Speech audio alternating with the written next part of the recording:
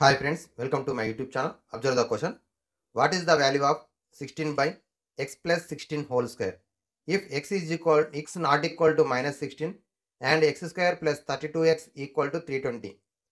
ఇక్కడ ఇచ్చినటువంటి ప్రాబ్లంలో కూడా x అనేటువంటి విలువ -16 కాకుండా మిగతా ఏ సంఖ్యనైనా ఉండవచ్చు. అలాగే x square plus 32x equal to 320 అవుతూ అయినట్టయితే 6 by X plus 16 whole square విలువ ఎంత అని అడిగిండు. ఇందులో మనకి first condition X square plus 32x equal to 320. మరి ఇందులో కూడా ఎక్స్ స్క్వేర్ ప్లస్ 32xకు నేను వర్గ సంఖ్యగా మార్చడం కోసం ఎందుకు ఎక్స్ ప్లస్ 16 హోల్ స్క్వేర్ రావాలి కాబట్టి దీని కొరకు ఇరువైపులా 256 యాడ్ చేస్తున్నా. అంటే 320 ప్లస్ 256 యాడ్ చేస్తున్నా. ఇప్పుడు ఇది ఎట్లా ఉంది? X square plus 2 into X into 16 plus 16 square equal to 576 అవుతుంది.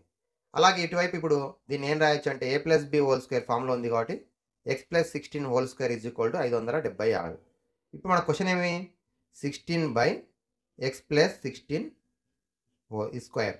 ఇప్పుడు 16 by X plus 16 square value ఎంత వచ్చింది? 576. ఇప్పుడు 16 ఒకట్ల 16 మూడుల 48, అలాగే 9 మిగులుతుంది, 16 ఆరుల 96.